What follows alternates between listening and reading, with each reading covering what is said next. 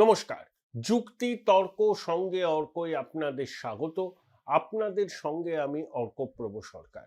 সবার আগে আপনাদের কৃতজ্ঞতা জানাই, যেভাবে আপনারা আমাকে সমর্থন করছেন, একই সঙ্গে কমেন্ট বক্সে আপনাদের মতামত জানিয়ে সমৃদ্ধ করছেন এবং আমাকে থ্যাঙ্কস বাটনে ক্লিক করে সহায়তাও করছেন। আশা করি আপনাদের সহযোগিতা থেকে বঞ্চিত হব না।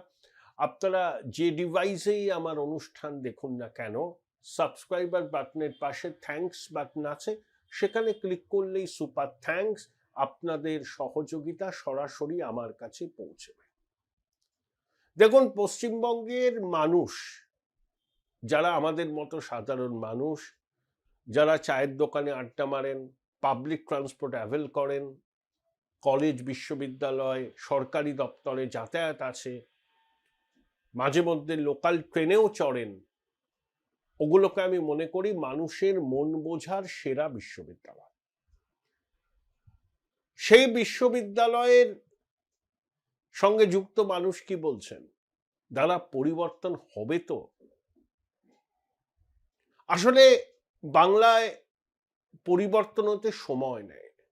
বামেরা কোনোদিন পশ্চিমবঙ্গের মসনদ থেকে উৎখাত হবে, অতি বড় বাম বিরোধীরাও একসময় আর এই আশা রাখতেন না। 34 বছর মানে ভাবতে পারছেন যে ছেলেরা 77 সালে জন্মেছিল, 2011-য় সে মধ্য 30। তার শৈশব, কৈশোর, যৌবন চলে গেছে বাম জমানায়। তারপরে তৃণমূল কংগ্রেসও 15টা বছর কাটিয়ে দিল। আমরা তো আর কেরল নই, রাজস্থান নই, যদিও কেরলে একটা এক্সেপশন হয়েছে 10 বছর, কিন্তু এবারে বামেরা বিদায় নেবে। এখানে জগদ্দল পাথরের মতো শাসক বসে থাকে একবার ক্ষমতায় আসলে। তাই এই প্রশ্ন অনেকের মনে উঠছে, এবার কি সত্যিই পরিবর্তন হবে? আমরা কি পরিত্রাণ পাবো দুর্বৃত্ত রাজের থেকে? এখানেই আপনাদের কতগুলো কথা বলার প্রয়োজন। দেখুন, শেষ নির্বাচনটা কবে হয়েছে? 2024-এর লোকসভা। সেখানে শাসক এবং বিরোধী, মানে এই রাজ্যের ক্ষমতাসীন তৃণমূল কংগ্রেসের সঙ্গে বিরোধী বিজেপির ভোটের পার্থক্য হচ্ছে 40 লক্ষ। তৃণমূল 29টা আসন জিতেছে, বিজেপি 12টা। বিজেপি বিধানসভা ভিত্তিক এগিয়ে আছে প্রায় 100টা আসনে। 121টা পুরসভার মধ্যে 71টা পুরসভায় আর 39% ভোট পেয়েছে। তার মধ্যে হিন্দু ভোট পেয়েছে 56%। ভারতবর্ষে হিন্দু ভোটের সব থেকে বেশি মেরুকরণ হয় গুজরাটে, 100টার মধ্যে 62টা। তারপরেই কিন্তু আমাদের পশ্চিমবঙ্গ। এই মেরুকরণটা শুরু হয়েছে 2018-র পর থেকে। এই মেরুকরণ এখন কার্যত সম্পূর্ণ হয়ে গেছে। এই আবহে ভোট হবে। তার উপরে এসআইআরে যখনই শেষ হোক, দেখবেন 85 থেকে 90 লক্ষ নাম বাদ যাচ্ছে। তাহলে 7,66,00,000 আমাদের মোট ভোটার, তার 12-13% নাম বাদ যাচ্ছে। ইতিমধ্যে যে খবর পাওয়া গেছে যে 31 লক্ষ আনম্যাপ ভোটারকে চিহ্নিত করেছিল কমিশন, তার 10%-এর উপরে শুনানিতে আসেনি। কমিশনের অনুমান এরা ফিকটিশিয়াস ভোটার, ভুয়ো ভোটার, এবং এরা যে নির্ধারিত দিনে শুনানিতে আসবে না সে সম্পর্কে আগাম কোনো খবর এরা বিএলওকে দেয়নি। এর থেকে কমিশনের ধারণা হচ্ছে এরা ফিকটিশিয়াস ভোটার, এরা বুতুলে ভোটার। তাহলে এসআইআর এর অভিঘাত একটা পড়বে এবং শাসক ও বিরোধীদের মধ্যে যে ভোটের ফারাক, সেই ফারাকটা কার্যত থাকবে না। ধরুন উত্তর কলকাতা, প্রায় 4 লক্ষ ভোটারের নাম বাদ যাচ্ছে। 15 লক্ষ ভোটার, 4 লক্ষ বাদ গেলে থাকে 11 লক্ষ। এখানকার প্রত্যেকটা বিধানসভা কেন্দ্রের ফলাফল কি হবে সে সম্পর্কে অতি বড় পণ্ডিত প্রেডিক্ট করতে পারবেন না। এক, দুই, হিন্দু ভোটের মেরুকরণ চূড়ান্ত হবে।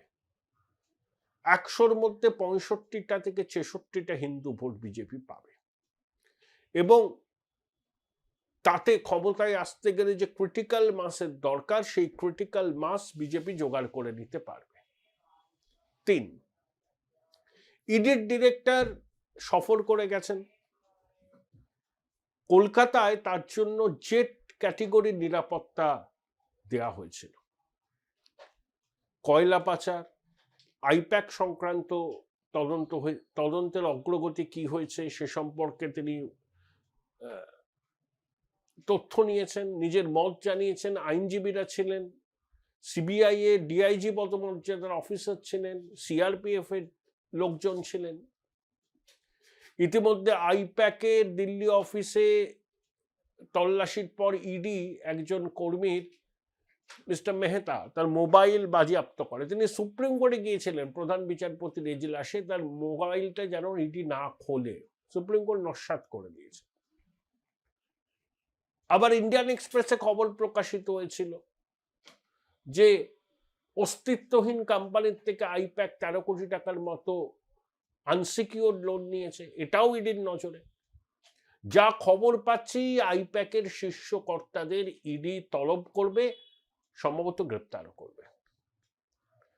তাহলে নির্বাচনের আগে আইপ্যাকের মাজা যদি ভেঙে যায়, তাহলে পশ্চিমবঙ্গে তৃণমূলের হয়ে কাজটা তারা করবে কি করে? আইপ্যাকের কর্মীরা তো ডিমোরালাইজড হয়ে যাবে। তাদের শীর্ষ কর্তাদের ইডি যদি তলব করে এবং কঠোর পদক্ষেপ নেয়, তখন আইপ্যাকের স্ট্রাকচারটাই ভেঙে যাবে, এবং আইপ্যাককে টানলে পরেই খোকাবাবুর কাছে পৌঁছানো যাবে বলে অনেকে মনে করছেন। দেখুন, খোকাবাবুর সংস্থার প্রায় 150 কোটি টাকা তো ইডি বাজেয়াপ্ত করেছে। কখনো শুনেছেন যে খোকাবাবু এবং তার লোকজন আবেদন করেছে এই বাজেয়াপ্ত কেন করা হলো, বাজেয়াপ্ত যাতে না করা হয়? করেনি। সেই সম্পত্তির বাজার মূল্য কত আপনারা ভেবে নিন। কাকু ইডির হেফাজতে থাকতে পারেন, আর খোকা র্যাম্পে হাঁটেন। বাংলার মানুষ এটাকে ভালোভাবে নিচ্ছে না। 3রা ফেব্রুয়ারি সুপ্রিম কোর্টের শুনানি আছে আইপ্যাক নিয়ে। পদক্ষেপ হবে, জেনে রাখুন, পদক্ষেপ হবে। বাংলায় একটা কথা আছে, ধর্মের কল বাতাসে নড়ে। ধর্মের কল বাতাসে নড়বে। রক্ষা কবচ নিয়ে বেশি দিন ফরফরি দাস বারফট্টাই করতে পারবে না। খোকাবাবু মিটিং এ ভিড় হয় না এখন। মানুষ তো বুঝছে এই যে বৈভবের আস্ফালন করছে, এই বৈভবের আস্ফালনের পিছনে যে অর্থ, সেই অর্থ কোত্থেকে আসে মানুষ এটা জানে। পশ্চিমবঙ্গের মানুষ বোকা নয়, খোকাবাবুর সবাই তারা জান। জোর করে নিয়ে যাওয়া হয় অনেককে, তাদের তো এসব দেখে চক্ষু চড়ক গাছ। পশ্চিমবঙ্গের রাজনৈতিক ইতিহাসে এই ধরনের অনর্জিত সম্পদকে ভিত্তি করে বৈভবের আস্ফালন কেউ করেনি, ভবিষ্যতেও করবেন না। খোকাবাবু ব্যতিক্রম, হাইফেন। পশ্চিমবঙ্গের রাজনৈতিক ইতিহাসে এটা হাইফেন, আর কিচ্ছু নয়। তাহলে আইপ্যাককে টানলে খোকাবাবুরও বিড়ম্বনা বাড়বে, অবশ্যই, কোনো সন্দেহ নেই। আর রাজ্য সরকারকে চক্রব্যূহে ঘিরে ফেলেছে। সুপ্রিম কোর্টে গিয়ে ইলেকশন কমিশন বলছেন মুখ্যমন্ত্রী প্ররোচনা দিচ্ছেন, ফলস ইনফরমেশন ছড়াচ্ছেন, আতঙ্ক তৈরি করছেন। আবার সেনাবাহিনী খবরে প্রকাশ, যে বাংলা স্পিয়ারে দেখলাম সুমন চট্টোপাধ্যায় বলছেন, দাবি করছেন যে সেনাবাহিনীর ইস্টার্ন কমান্ডের পক্ষ থেকে গভর্নর সিভি আনন্দ বোসের কাছে মুখ্যমন্ত্রীর নামে অভিযোগ করা হয়েছে, কারণ সেনাবাহিনীর এক কমান্ডান্টকে মুখ্যমন্ত্রী সরাসরি বিজেপির হয়ে কাজ করাতে অভিযুক্ত করেছেন। তাহলে ইসিআই সুপ্রিম কোর্টে গিয়ে হলফনামা দিয়ে মুখ্যমন্ত্রীকে নিশানা করছে। সেনাবাহিনীর ইস্টার্ন কমান্ডের পক্ষ থেকে রাজ্যপালের কাছে মুখ্যমন্ত্রীর বিরুদ্ধে অভিযোগ করা হয়েছে। ইডি আইপ্যাক সহ কয়লা পাচার কাণ্ডের তদন্ত জোরদার করবে। এসআইআর প্রশ্নে কমিশন করা হয়েছে অলরেডি। আগে হলে অনেক ভালো হতো। 294টা বিধানসভা কেন্দ্রের জন্য 294 জন মাইক্রো অবজারভার। এইআরওই চূড়ান্ত সিদ্ধান্ত নেবেন না কার নাম ভোটার তালিকায় থাকবে। মাইক্রো অবজারভাররা খতিয়ে দেখবেন, স্ক্রুটিনি করবেন, তারপর রোল অবজারভারদের সিদ্ধান্তই চূড়ান্ত কার নাম ভোটার তালিকায় থাকবে বা থাকবে না। দিদিমণি তো রীতিমতো এসআইআর আতঙ্কে ভুগছেন। বইমেলার উদ্বোধনেও এসআইআর, নেতাজির জন্মজয়ন্তীতেও SIR. Join Indian Institute of Hotel Management now. Right choice, right decision. এই একটা পরিস্থিতি। আর এই সরকার যে চৌর্যবৃত্তির সাম্রাজ্যকে প্রতিষ্ঠা করেছে, এটা নিয়ে কারোর মনে কোনো সংশয় নেই। কয়লা, গরু, পাথর, বালি, চাকরি সবকিছু থেকে এরা খায়, সব খায়, অলিক্ষতায় নিজেকেই খেয়ে নেবে। আর কোনো সরকারের আশা বা চাওয়া কোনো রাজনৈতিক দলের কমিটেড ভোটাররা ঠিক করে না। সেটা ঠিক করে আমার আপনার মতো সাধারণ মানুষ, যাদেরকে সাইলেন্ট মেজরিটি বলা হয়। এই সাইলেন্ট মেজরিটির সিংহভাগের মধ্যে পরিবর্তনের আকাঙ্ক্ষা। শুভেন্দু অধিকারী নেতাজি জন্মদিনে গিয়ে একটা ভালো কথা বলেছেন যে পশ্চিমবঙ্গের ছেলেমেয়েরা যারা কর্মসূত্রে রাজ্যের বাইরে আছেন, বিদেশে আছেন, তারা প্লিজ আসুন, ভোটটা দিন, বাংলাকে বাঁচাতে, সেফ বেঙ্গল। হয়তো একটু অসুবিধা হবে, গ্যাটের কড়ি খরচ হবে, কিন্তু রাজ্যকে বাঁচাতে গেলে এইটুকু দায়িত্ব আপনাদের নিতে হবে। শুভেন্দুবাবুর এটাই বক্তব্য। প্রায় 15 লক্ষ পশ্চিমবঙ্গের মানুষ পৃথিবীর 50টা দেশে আছেন ছড়িয়ে। আর ভারতবর্ষের অন্যান্য রাজ্যে তো কত আছে, সে সংখ্যা নিশ্চয়ই আছে। বেঙ্গালুরুকে অনেকে বলে বঙ্গালুরু, মানে বাঙালি এত বেশি হয়ে গেছে। 3 জনের মধ্যে একজন বাঙালি। একই ছবি গুরগাঁও, হায়দ্রাবাদ, মুম্বাই। আসতে হবে তাদেরকে, ভোটটা তো দিতে হবে। এখান থেকেই তো আপনারা জন্মেছেন, পড়াশোনা করেছেন, বড় হয়েছেন, থাকতে পারেননি এখানে, বাবা মাকে ছেড়ে থাকতে হচ্ছে। বদলাতে হবে তো রাজ্যটাকে। আমাদের ছেলে মেয়েদেরকে এখানে তো রাখতে হবে, এখানে তো কাজের সুযোগ করতে হবে। পরিযায়ী শ্রমিকরা কেন বাইরে যাবেন? বাংলাকে বাঁচানোর একটা গণভোট।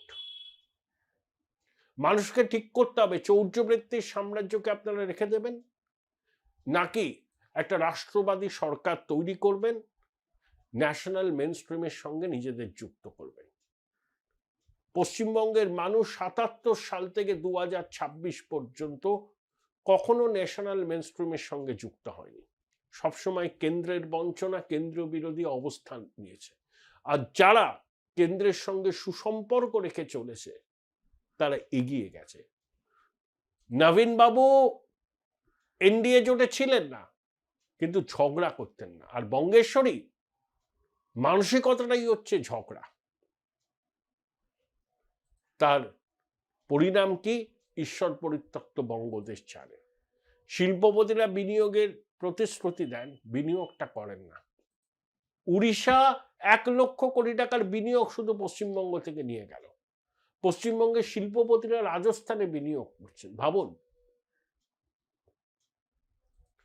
আর আমরা ভাতাজীবী হয়ে গেছি, ভাতাজীবী। এই রাজ্য সরকার শেষ কবে পাকা নিয়োগ করেছে বলুন তো? সব অস্থায়ী, সব ক্যাজুয়াল, কন্ট্রাকচুয়াল। এর থেকে মুক্তি পেতে গেলে ওই সাইলেন্ট মেজরিটিকে এগিয়ে আসতে হবে। যারা বাইরে থাকেন, বিদেশে থাকেন, কমিশন যখন তারিখটা জানাবে, যবেই হোক ভোট, সময় পাবেন, চলে আসুন, গণতান্ত্রিক অধিকার প্রয়োগ করুন। এবং ইলেকশন কমিশনের কাছে রাজনৈতিক দলগুলো আবেদন করুন যে অনাবাসীদেরও যারা পোস্টাল ব্যালটের মাধ্যমে ভোট দিতে পারে এই সংস্থান করা হোক। পরিবর্তন এবার আসন্ন। বঙ্গেশ্বরীর গদি উল্টানো সময়ের অপেক্ষা বলে বলছেন অনেকে। কারণ তৃণমূলের তার নতুন করে বলার কিছু নেই। তারা কি করতে পারে সেটা পশ্চিমবঙ্গের মানুষ জানে। বামেরা তৃণমূলের শাসনকে টিকিয়ে রাখতে চায়, তৃণমূল বিরোধী ভোট কেটে তৃণমূলের সুবিধা করবে। এই খেলা পরিষ্কার। বামেদের ভোটের আরো ক্ষয় হবে। তবে মুসলিম অধ্যুষিত জেলায় হুমায়ুন কবিরের দল, বাম, কংগ্রেস, আইএসএফ যদি একজোট হয়, তৃণমূলের কপালে অশেষ দুঃখ আছে। মালদায় তৃণমূল খাতা খুলতে পারবে না। এই যে ছবি বিভিন্ন জায়গা থেকে আসছে, তাতে কিন্তু অতি বড় মমতা সমর্থক নিশ্চিত নন যে চতুর্থবারের জন্য দিদিমণি মুখ্যমন্ত্রী হবে। আবার অনেকে বলছেন গদি এবার উল্টোবে, শত চেষ্টাতেও দিদিমণি গদি টেকাতে পারবে।